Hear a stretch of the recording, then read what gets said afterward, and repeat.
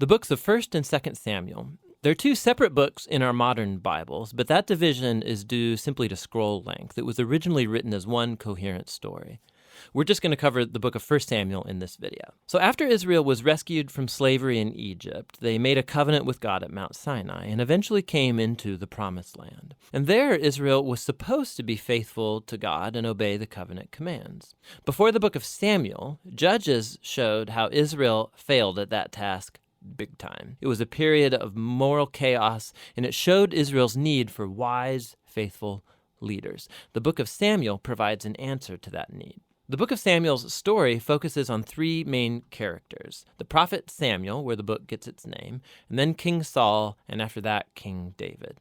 And all three of them transitioned Israel from a group of tribes ruled by judges into a unified kingdom ruled by King David in Jerusalem. And the book of Samuel has a fascinating design that weaves the story of these three characters together in four main parts. Samuel, he's the key leader and prophet in the first section of the book, but then he also plays a key role in the next section, which is Saul's story, and it's told in two movements: Saul's rise to power and then his failures.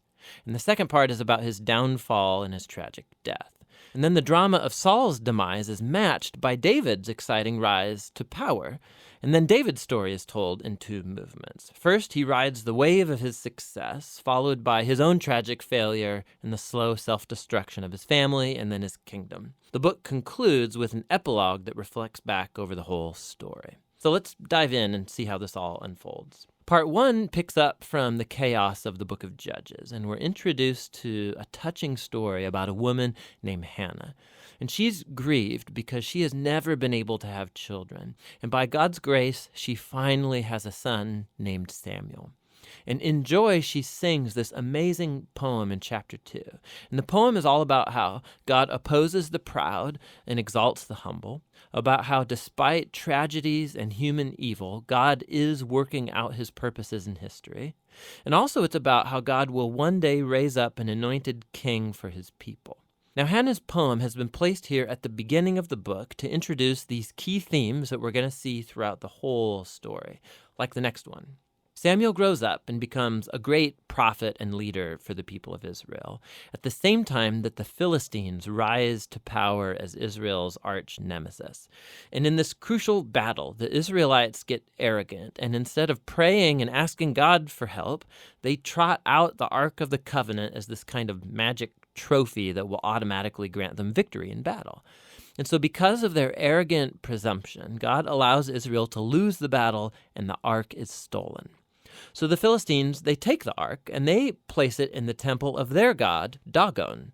And then the God of Israel defeats the Philistines and the god Dagon without an army by sending plagues on the people. And then the Philistines don't want the ark anymore, obviously, and they send it back to Israel. And the point of this little story seems to be this: God is not Israel's trophy, and he opposes pride among the Philistines, but also among his own people. And so Israel needs to remain humble and obedient if they want to experience God's covenant blessing, which opens up into the next large section. The Israelites come to Samuel and they say, "Hey, we want a king like all the other nations have. Go find one for us."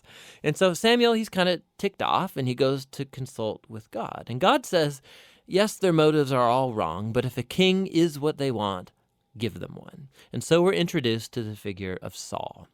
Now, Saul is a tragic figure because he begins full of promise. He's tall, he's good looking, he's a perfect candidate for a king, but he has deep character flaws. He's dishonest, he lacks integrity, and he seems incapable of acknowledging his own mistakes. And so these flaws become his downfall. He wins some battles at the beginning, but his flaws run so deep, he eventually disqualifies himself by blatantly disobeying God's commands.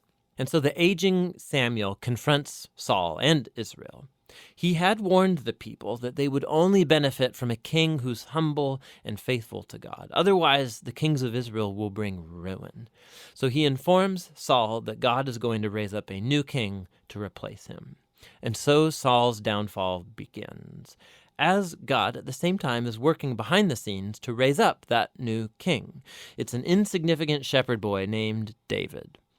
He's the least likely candidate to be king, but the famous story of David and Goliath shows that God's choice of David is not based on his family status, but simply on his radical and humble trust in the God of Israel.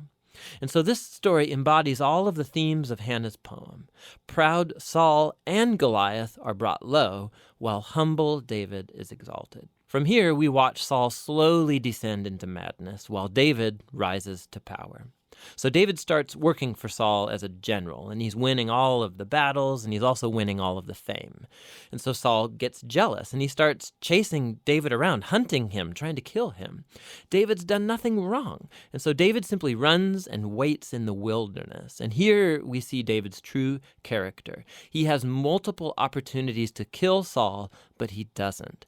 He simply trusts that despite Saul's evil, God will raise up a king for his people. What's interesting, too, is that many of the poems of David that you find in the book of Psalms are linked to this very period of his life, and they all express the same attitude of trust. And so this section of the book ends with Saul coming to a grisly death after losing a battle with the Philistines. 1 Samuel tells some of the most intricate, well-told stories you find anywhere in the Bible, and the characters Saul and David, they're portrayed very realistically. And the author's putting them forward as character studies so that you can find yourself in them. So in Saul's story, we see a warning. It's crucial that we reflect on our own character flaws and how they harm us and other people. And with God's help, we need to humble ourselves and deal with our dark side so that Saul's story doesn't become ours. David, on the other hand, is presented as an example of patience and trust in God's timing in our lives.